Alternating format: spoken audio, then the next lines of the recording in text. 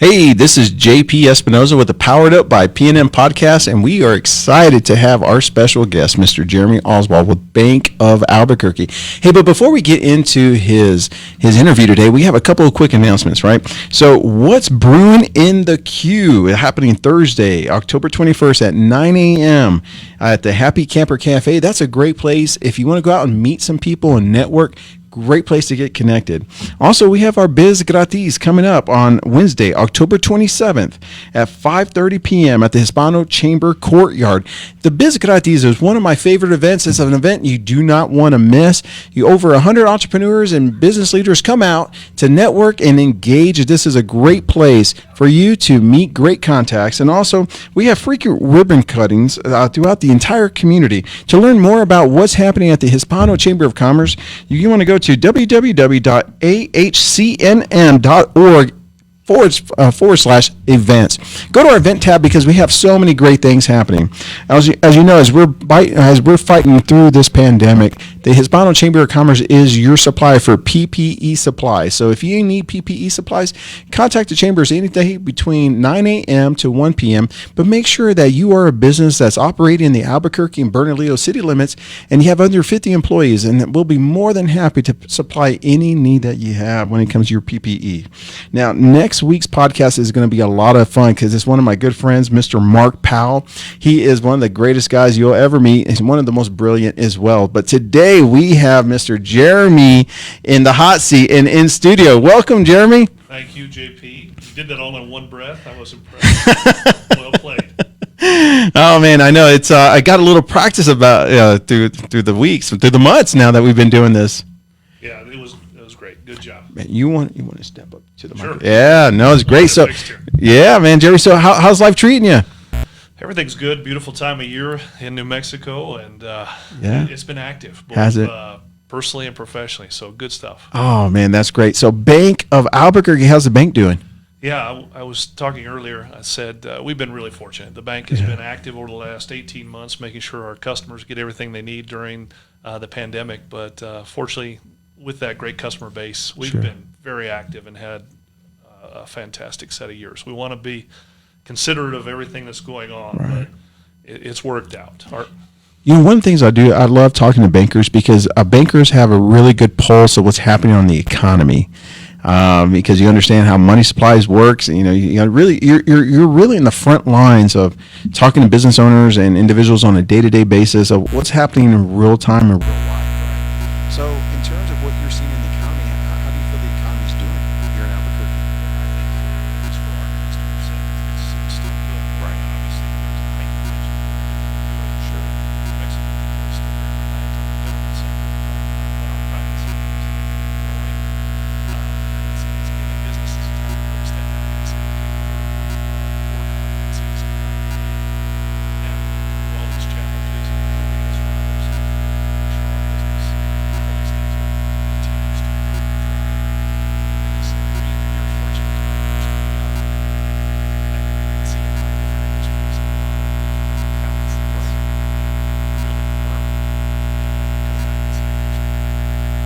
Yeah, no, absolutely. So, Bank of Albuquerque has been in business for some time now, right? You guys have been here a long time. Well, we were fortunate to start the century here in Albuquerque.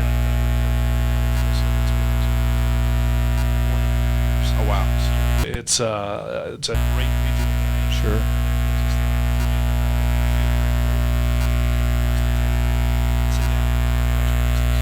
Mexico, but also have the firepower of a bigger company to bring to customers what they may not get solely in a local bank. Right. It's interesting. As entrepreneurs, as they're growing their businesses, everybody always talks about the importance of having a banker, right? But and some entrepreneurs do, but why should an entrepreneur have a personal relationship with their banker like yourself? Boy, like myself, I don't know, but for bankers in general, these are guys and women that can help throughout the kind of what I call the maturity or life cycle of a business. Right.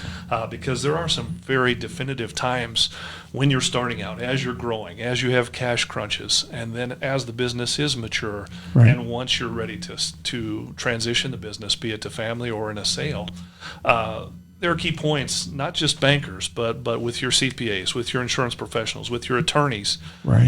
That you can really do yourself justice by positioning well and surrounding yourself with people that can help and have been there before. Right. That's so good. It's interesting. I was according to research, based on an article that I recently read, is that 82% of businesses that fell due to cash flow crises.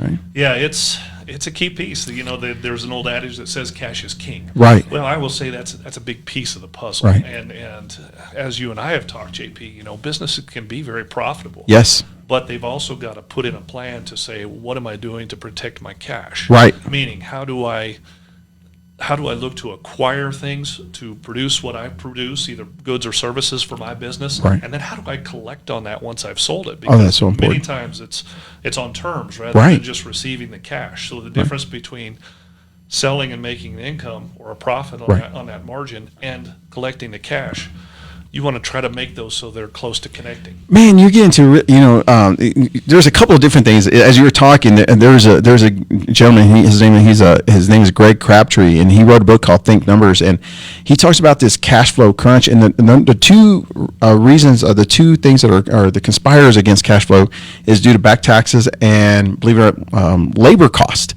Right. So when someone can't really manage their taxes and manage their labor costs, it puts a lot of pressure on cash flow, and that's when they come to see you, say, hey, listen, I need bridge loans. I need something to keep enough funding to come in so I can pay for my employees, and while I take the profits and pay for my taxes.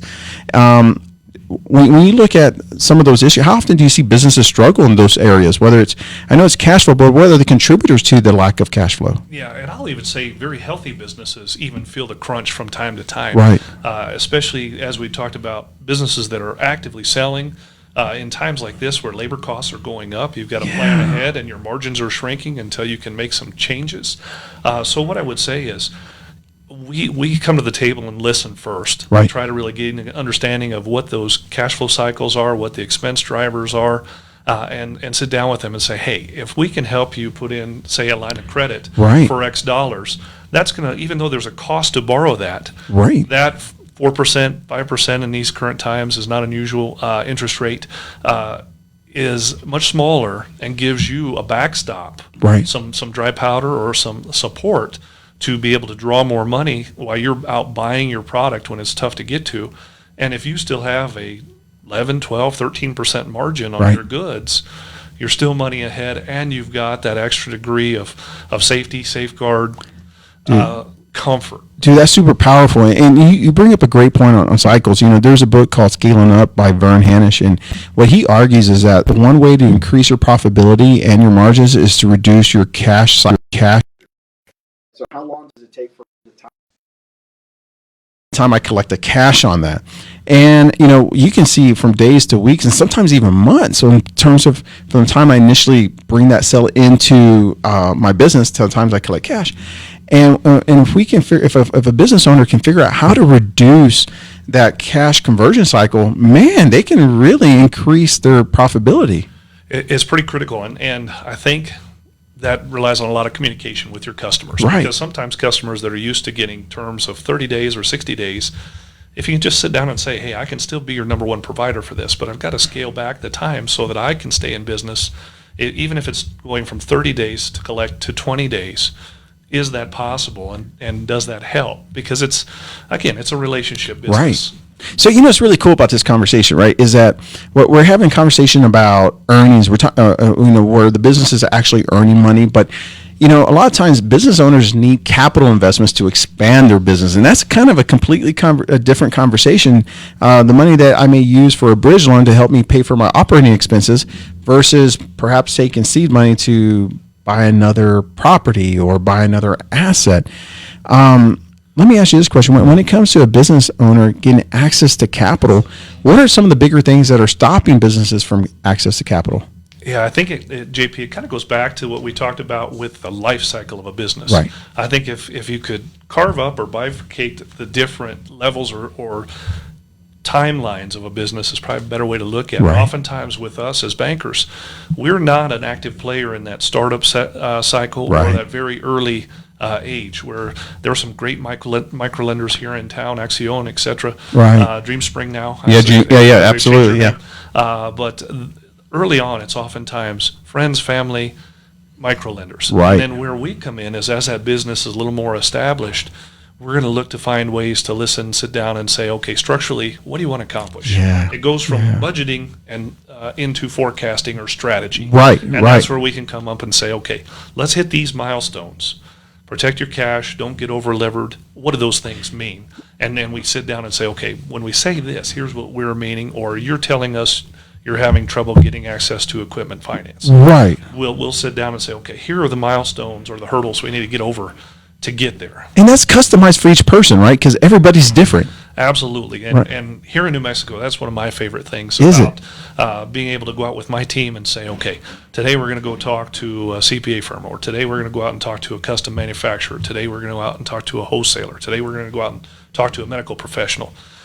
It's a wide variety of independent owners of family businesses here in town. I'm in similar work where, we get to peel back the onion layers of people's businesses and really figure out, how does it really work.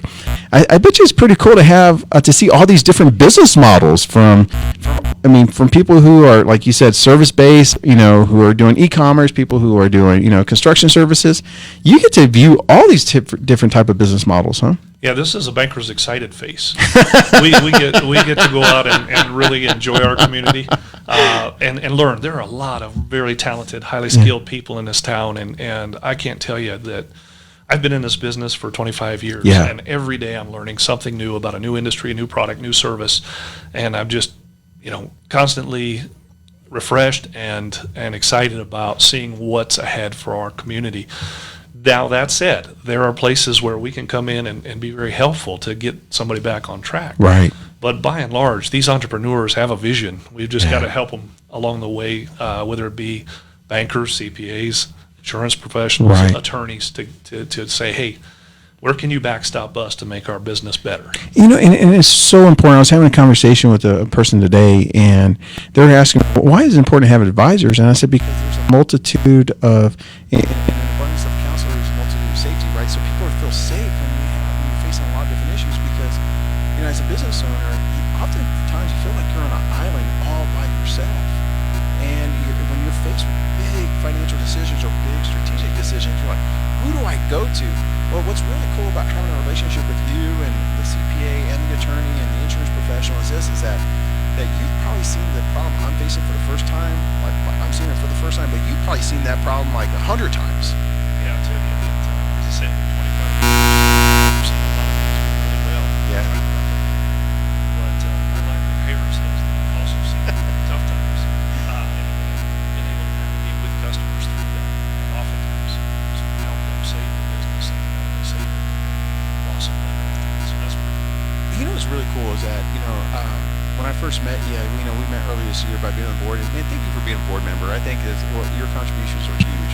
Thank you so much for that. Thank you. One thing I was really impressed with your operation at Bank of Albuquerque was the fact that I asked you several different questions, and you're like, I got a team member for that. And I don't think there was one issue that I threw at you that you're like, no, Bank of Albuquerque, we got that covered. You guys have a really amazing team approach. I'll tell you, thanks for bringing that up. Because with talented team members, the whole thing runs better and smoothly. And we're fortunate to have a very long team, excited people who are excited to show up and help them succeed. So while I've got a great set of team members that handles the primary commercial loans, with the private bank, we've got retirement services, we've got equipment finance.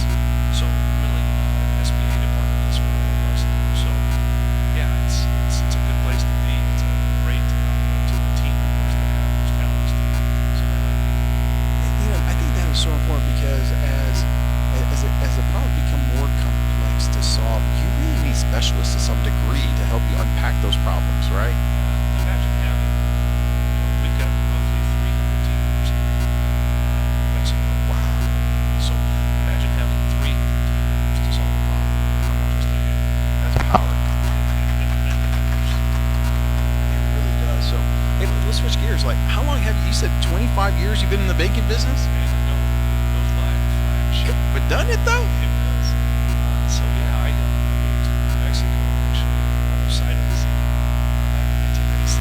remember the names, United New Mexico Banks and State National Bank down in El Paso. Norwest Bank, who I worked for in Nebraska at the time, had just bought those banks and said, hey, we want you to go down and talk to all these seasoned bankers and, let them know that we're here to help. Hey, so let me ask you a question. Where did bankers' hours come from, man? Because I know bankers get beat up a lot about that, man. But you're always working, man. I think back in the day, it may have been well deserved, and I will tell you, we still don't have the most difficult business in the books, because there are a lot of people that work a lot of really hard hours, and I respect that. One thing I will say to compliment our team is that during this last 18 months or so, especially with the rollout of the payroll protection program, our bank was one of the first ones to stand up a supporting apparatus for that, and to that end worked a lot of hours to work with our customers to get that out there so they can protect their payrolls, keep people employed, keep people paying food bills, paying their child care bills, paying their mortgages. And to my team's compliment and my company's compliment, they satisfied a lot of borrowers, north of $2 billion. That's huge. And congratulations on all your efforts. Well, they did a great job, and it was a collaborative effort for sure. Man, that's tough. Hey, so as businesses want to grow and expand, one of the things that we look at is credit worthiness of a business. So let's assume I just launched my business and I got it to $250,000 in revenue, and I need the equipment or I need the office space for me to expand. I need a loan. At what point, I guess, what exactly are you as a bank looking at to give me the $50,000 loan that I need to purchase the equipment and expand my office? Yeah, so really good question, and it does vary from time to time. So we look at both the staying power of that business as well as what are you buying, what's the collateral value there, and then we look at the individual as well. So there's a combination of art and science. The science comes in looking at the financials and looking at the borrower's ability to repay that debt. That's critical, to sit down and really understand, how's your business work? How do you go from selling something to getting paid for something to being able to repay this loan? So it's a function of sitting down, understanding that, plus what are they buying, what is the value of that collateral, and then what is the secondary capacity of that individual as the guarantor to the borrowing company. Gotcha. So I would say there's not an exact answer, and I don't want to make it a long-winded one. But it's sit down, talk to your financial professionals, and see if there's an answer. I think that's important to know, because although you can't give a very specific answer because I didn't give you specific details and we don't have specific financials, I think what happens as business owners, as they want to grow and expand, they just wonder I submitted my loan, I got denied. And is it because I'm just new, or they don't like me? It's as crazy as excuses that as entrepreneurs we come up with in our mind. It's like, that they just have all the money, they don't want to give me any. Well, and entrepreneurs are admirable because they have a vision, a fire, and they know their business and they want to succeed. But again, it's about conversations, about wanting to sit down and say, okay, how do I get there? Not, no, I can't do this now. That's right. It's, okay, we're not quite there yet, but let's hit these milestones, and I think you got a great shot, and then you're going to cascade to the next level. And that goes to build a healthy business, right? Because we're not just looking to build a business, we're looking to build a profitable, long, sustainable, giving back type of business, right? Yeah, I'll tell you, again, reverting back to that life cycle of the business discussion, one of the most fulfilling things for me in a professional arena is to help a customer get from starting a business to either transitioning to family or selling the business and being secure for generations to come.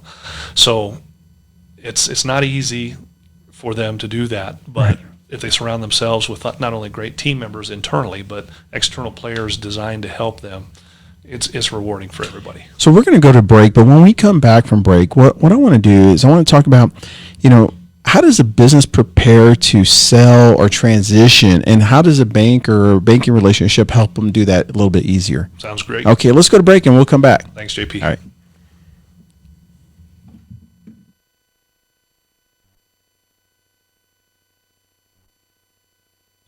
New Mexico has long been a land of potential. We could be this, we might do that, someday. For renewable, affordable energy, someday is today. The PNM parent company is merging with Avangrid, a national leader in clean energy. We'll continue to invest in technology and energy infrastructure benefiting the state. We'll make 100% carbon-free energy by 2040 possible, while keeping bills affordable. New Mexico is more than a land of dreamers. We're doers. Hey, welcome back, everybody. This is JP Espinoza, your host with the Powered Up by PNM podcast. Today, we have our special guest, Mr. Jeremy Oswald with Bank of Albuquerque. I almost gave a shout out to Paul Madrigal because he was in my mind, but if you know who Paul is, you know who he works for. But it's Bank of Albuquerque, Paul. Bank of Albuquerque. Well played. Paul's a great guy. I've known him for many years. But you can say Bank of Albuquerque as many times as you want, JP. That is so funny. Hey, if you missed the first part of this podcast, you definitely want to go back and listen to Jeremy's wisdom on how to really grow a business and why it's important to have a deep-seated relationship with a banker, because a banker is going to help you grow and expand your business. And so today, as we get into the second part of this conversation, I want to talk about businesses and their exit strategies. I was recently visiting with a business owner the other day, and I asked him, I said, listen, you want to grow your business? And I said, for a simple question, like, for what? Like, what's the exit strategy? And he says, I haven't given that any thought. I'm like, well, man, it makes sense. Like, you want to build it to do what with it? And he says, probably eventually sell. And I said, okay. And I said, so we're building to sell. And I think that's really important for business owners to understand what those exit strategies are, right? And so as a business professional, as yourself, what are some of the common exit strategies that business owners have available to them? Yeah, and I'll kind of go back to what your frame up for that was, JP, and I appreciate it, because I also think being here in New Mexico, good, long-term, successful New Mexican businesses also want or would prefer to be able to sell it to somebody here. Right. Either another company here, more importantly, family transition, right, or just another local New Mexico, one of their employees, right, or a group of their employees. So I'll frame that out by saying not only do they have the desire to sell, but they might want a strategic seller as well. And while we sure appreciate the money coming in from out of New Mexico to buy businesses, we also want to try to find ways to help people locally accomplish some of those sub goals as well. And I can say our team has got a couple options, and we've had 4 fairly significant transitions of New Mexico-based companies transfer to other employees within that company or other New Mexico companies this year alone. Wow. So a lot of ways to do that, but all of them also include having that seller being involved. Right. And oftentimes if it's employees of the company, they may not always have the liquidity. They've got the knowledge, they've got the experience, they've contributed to make that business valuable, and they will continue to. But one of the options that we'll talk about that our team can bring to the table is called the SBA's program called the 7A. Small Business Administration works with banks to guarantee a high percentage of those loans, and that 7A programs allows for the acquisition with a lower down payment of an existing business, and oftentimes works in conjunction with the seller to carry back a portion of the sales price as well. Wow. So it's a function of bank, seller, and the buyers all working together with a long-term strategy. So okay, so let me unpack what you just said, because I'm not even familiar with the 7A strategy. Are you familiar with the 7A strategy? I am not. Oh man, Angelique is not familiar with it. I'm not familiar with it, but Jeremy is. Well, and again, I've got a lot of good people that surround me and help make this work. But we've got a bank that's got a very robust. Now we've got a bank that's got a very robust 7A group, SBA financing group that works with us here in the local market to go out and say, okay, what do you want to do? Just like you said. All right, so what do you want to accomplish? Let's put this into context. Okay, so Angelique has Angelique Enterprises, and it's worth $50 million. Okay, let's scale that back for let's just say Angelique, it's worth $10 million. Okay, $10 million. Because there's a limit as to what can be done on that particular program. Okay, $10 million. Yeah, $5 million limit on that one. So that being said, maybe we'll scale it back even a little bit more just to say, okay, we're going to sell the business for $5 million. Let's do that. It's a 20-year business, successful business. We want to sell it to one of our team members. So let me just make a quick note. Angelique, your business in this equation is worth $5 million, but we know you're worth $1 billion. Aww. Right here. We know you're worth. But I'm kidding. I just had to put it out there because Angelique's one of the best. I got it. Okay. And that was probably just one of her many businesses. That's one of her many businesses here, right? So in this particular case, her business is worth $5 million. Yeah. And all of a sudden you got JP who wants to come and says, man, I really want to buy that business. Yeah, Right? I want to buy that business. It's worth $5 million, but I may not have $1 million to put down. That's exactly right, Well, right? here's what I might be able to do. Because I've been involved or entrenched in that business and contributing to its well-being, maybe I have a smaller percentage of that, 10 to 15% of that sales price, and the seller of the business is motivated to help me because they want the continuity. They want their business to survive after they've exited. So they're going to come along and say, okay, if the bank can take out $3 million a loan, and I, as the seller, will get that money when it closes. Right. I'll carry back the remaining portion. Let's just use round numbers of saying $1.5 million. Right. And be on standby to the bank saying, okay, as long as the bank gets their debt serviced, down the road sometime, I know the rest of that $1.5 million will unlock, and I can potentially come back and refinance that, and we accomplish everything. Everybody succeeds. So it's like a complete structure that allows the person who's applying for the 7A loan to make sure that there is a set price in place. I know exactly what it's going to be, and I can actually deliver that with a little bit of ease, and Angelique Enterprises gets her money. That's right. And in the meantime, as that transitions, we can be working with the new ownership team to say, what are those other more conventional things that we always need to use? Equipment loans, a new building, as the time comes, a revolving line of credit to get our business done. Wow. So it's fun when it all works out, but it requires a cooperative seller, buyer, the CPA, the attorneys, the bankers. So it's one of those things that when it works well, it's really a thing of beauty. How well utilizes the 7A SBA program? I think there's really good local support at the SBA. Really? But I think a lot of banks, our bank is what's called a preferred lender. Okay. So we have some advantages that not all do. And obviously, anytime you have experience and you continue to do more and more and more, you see the unexpected, and it makes the next one, in theory, easier to get done. So do you have to be an employee of the business to be the 7A applicant, or can I be like, I'm just a regular, I just want to buy a business? Yeah, let's say that you've got industry experience. Yeah. So you're coming in from, one commercial electrical business and wanting to buy another commercial Right. electrical business totally unrelated. That would be something we could look at a couple different options, either that SBA option or maybe some conventional options to make that happen. Wow. But it all takes communication, which isn't there always, but when it is, it works well. Hey, so let me ask you this. How many businesses that you work with actually like sell, or unfortunately they just close their doors because there's not a buyer? Yeah, fortunately for us, we haven't seen a lot close our doors. Good. It happens. Yeah. And I can think of a really large one that did probably about 10 years ago that Yeah. I was connected to. Very profitable too. It just didn't have the right buyer and didn't happen. But recently, as I will say, generally owners that are in that 50 to 60-year-old, maybe even more, Right. age group, they're like, hey, I want to look at what the next chapter holds. Sure. I may only want to be partially involved in the business, or I may want to exit the business. So we're seeing more of that because there is a predominance of very good, mature businesses in this town where the owners are like, oh, I'm thinking about the next chapter. That's really interesting. I was listening to one of these marketing gurus. I like listen to different podcasts and whatnot, and he was talking about in his podcast. He mentioned that this is a prime time to go out there and look for businesses to buy. The pandemic certainly shed not to shed light on the business, but it forced businesses to change, and maybe they don't want to change, and maybe they're in a position where they're saying, "Hey, I just want to get out." Yeah, I think it's worked both ways. Yeah. I think, as we've seen, a lot of employees have kind of had a change of thought. Right. Not for the better or worse, just different. Just different. And I think that business owners are very often accustomed to a certain way of doing things, but some have changed, and some just say, you know what, I've got a great business, and I want to remember it that way, and I want Right. to have somebody else come in and either buy me out or take over. And this may be a curveball question to you, but it'd be interesting to find out.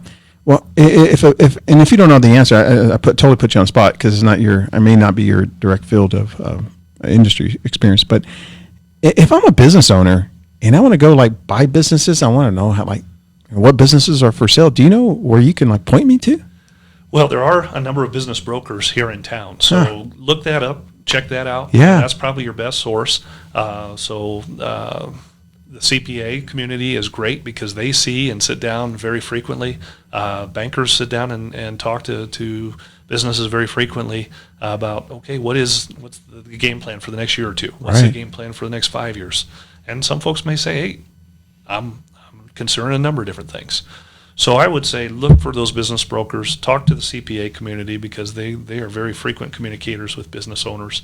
And then some of the ancillary pieces are like yours, mine, and the attorney community. So I guess if I was going to do that, the very first thing I would do is call Jeremy and say, hey, Jeremy, how much money can I get to go buy Angelique's business, right? And so I'll build a relationship with my banker first, right? And I think that would be good because I think it's important. I think that's what working with someone like yourself and really understand the inner workings of how the financial works, I think it's almost like a second set of eyes to make sure I'm making a profitable decision to buy a business.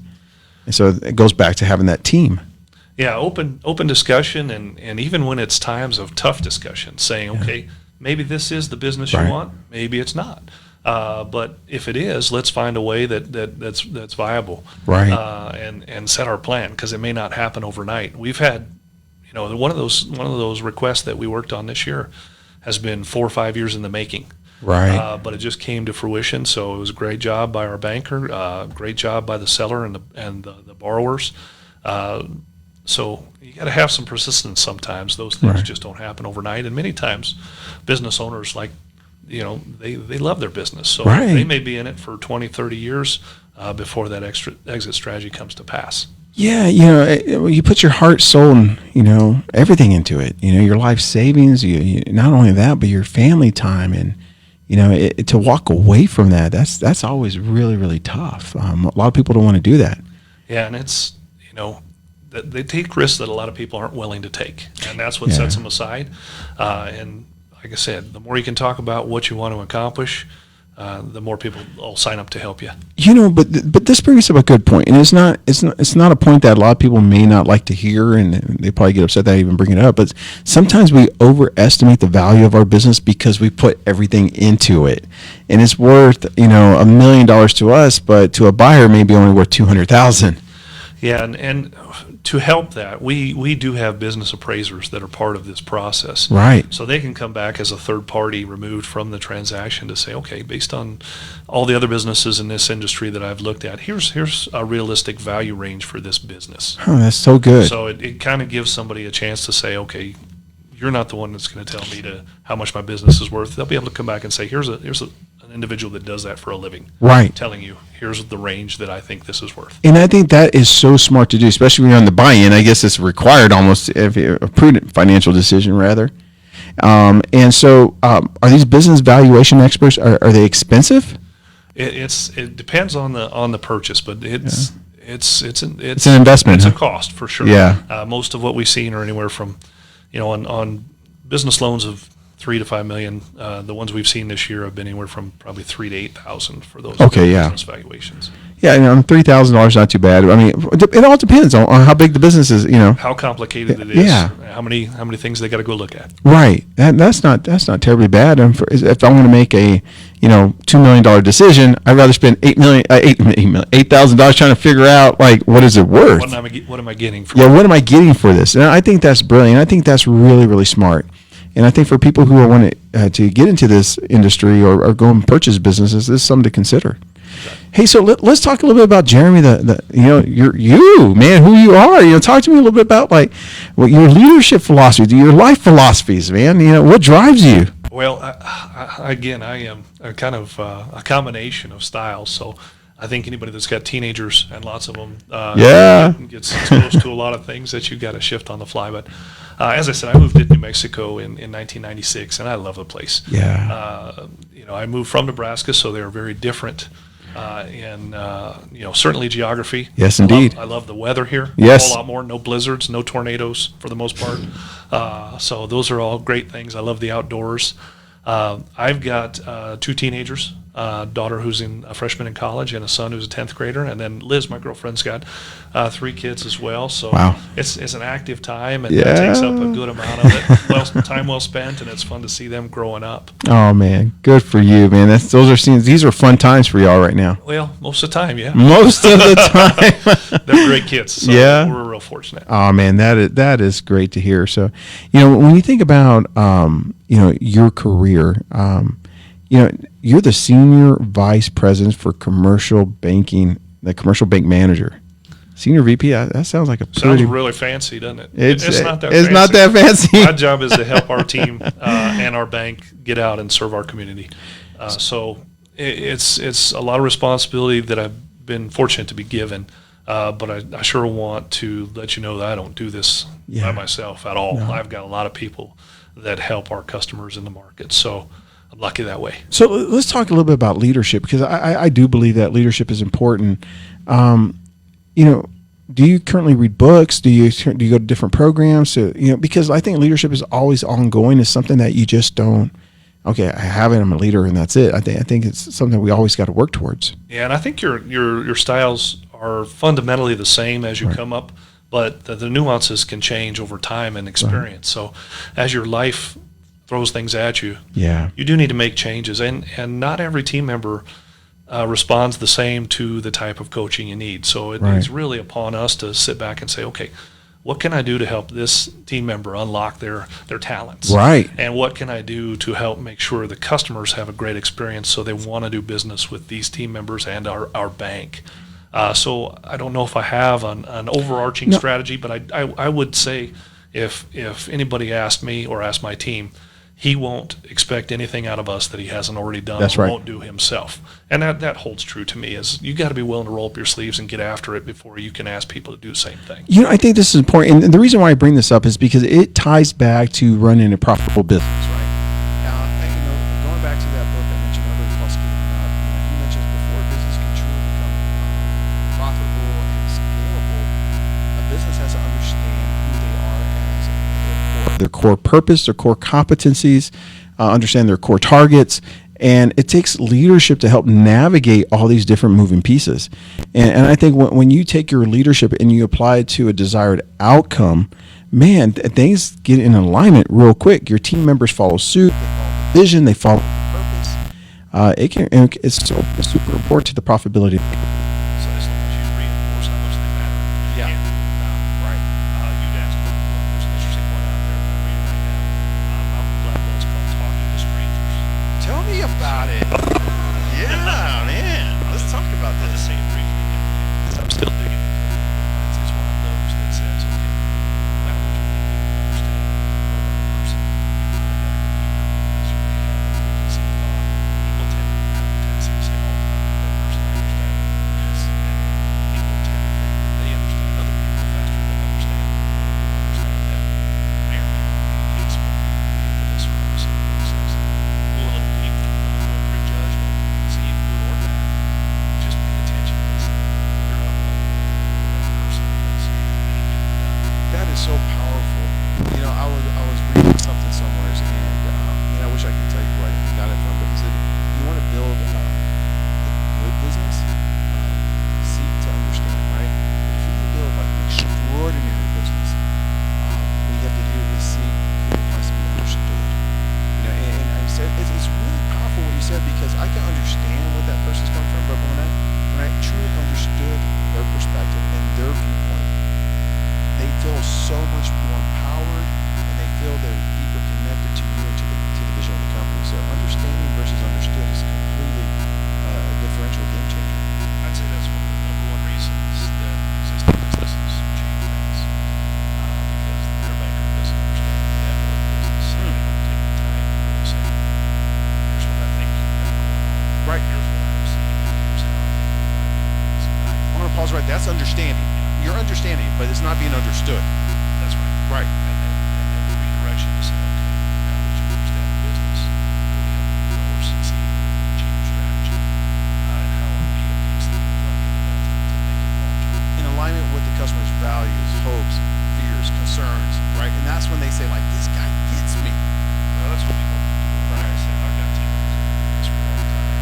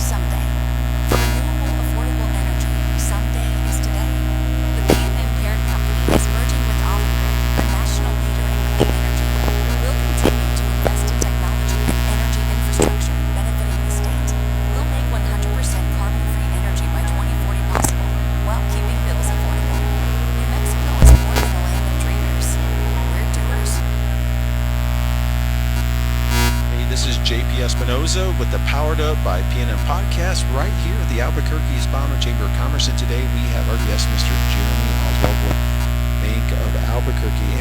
And if you missed the second part of this episode, Jeremy dropped a huge value bomb, right? And the value bomb was just don't try to understand your client, but to make them work with your client so they truly feel understood. And that happens. You're going to build a deeper and more intimate relationship with your business clients, professional relationship, intimate, but you really understand who your client is, and they're going to feel so much more value. Jeremy, you're now on the board, and we're so excited that you're on our board of directors. And you every time you talk, I listen because you bring so many great ideas to the table.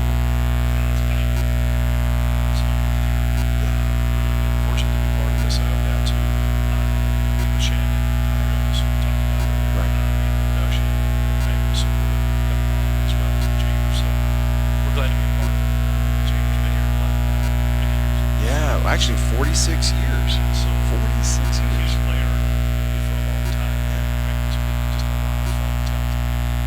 Yeah, we have an amazing team. I got to give a shout out to our staff. Our staff is remarkable. And our staff is amazing. So if you're any of our staff members, I just want to tell you how much we deeply appreciate you on our board of directors. And this chamber couldn't do what the chamber does if it wasn't for you. And I truly respect our staff. But so tell me a little bit about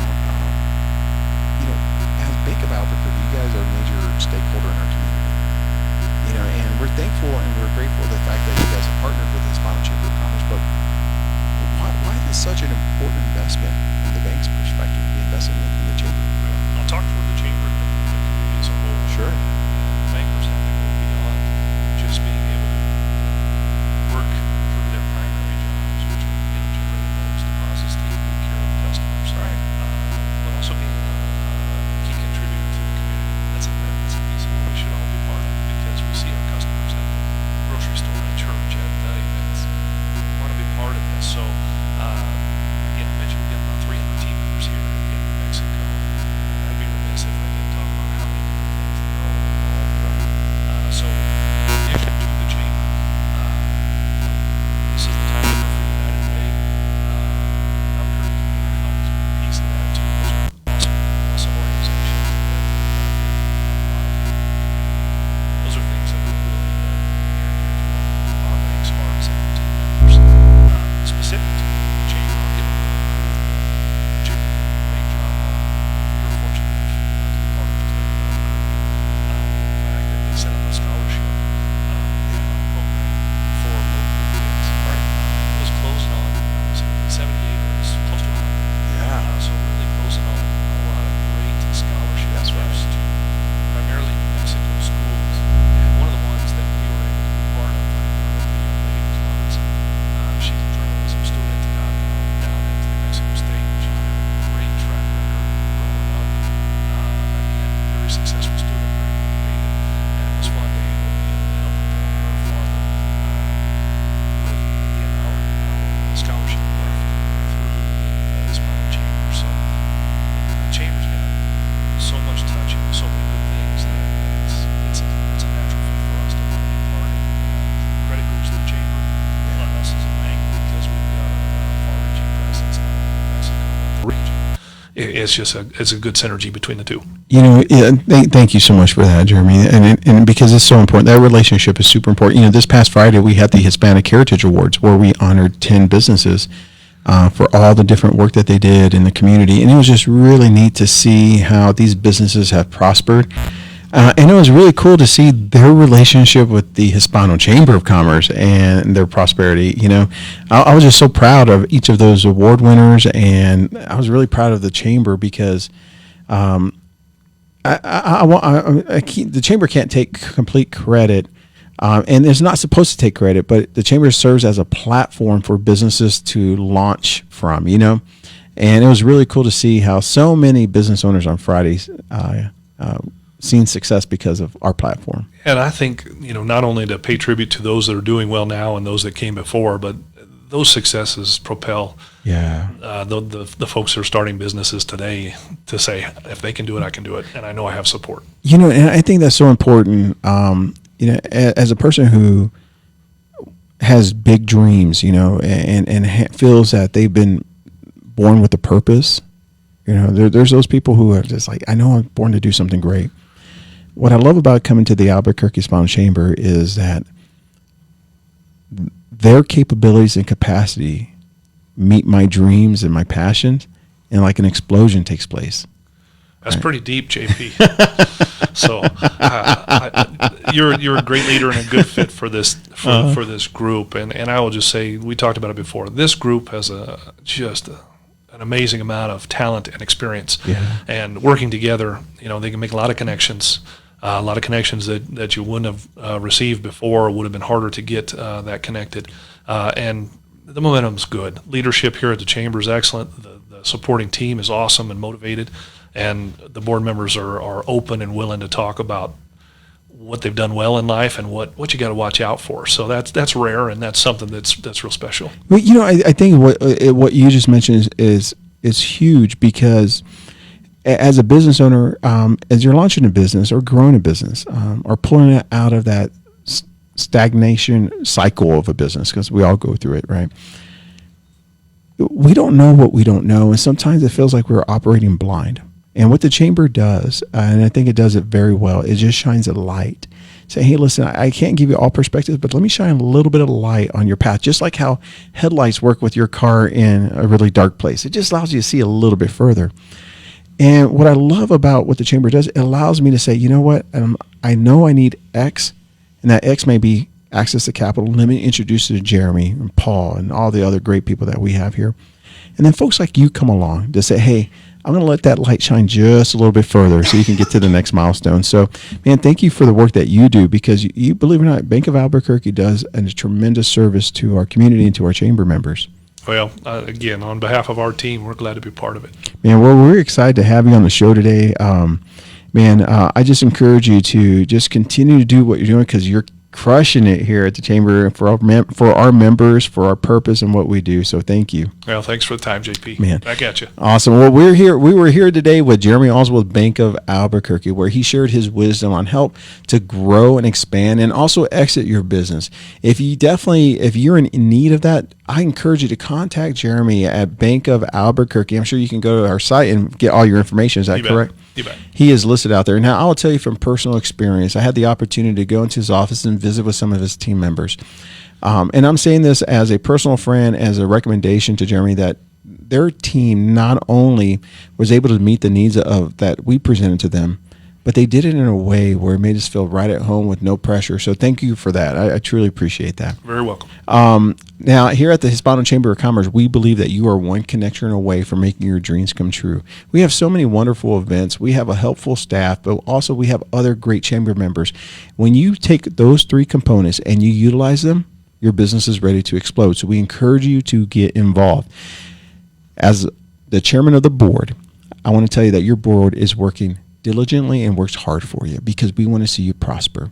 And on behalf of the Hispano Chamber of Commerce, we're so grateful that you are members and that you support this cause, because together we can do great things. So this is JP Espinosa with the Powered Up by PNM podcast. We look forward to seeing you on one of our future episodes. As a matter of fact, next week we'll have Mark Powell with us. You're not going to miss that. We'll see you next week.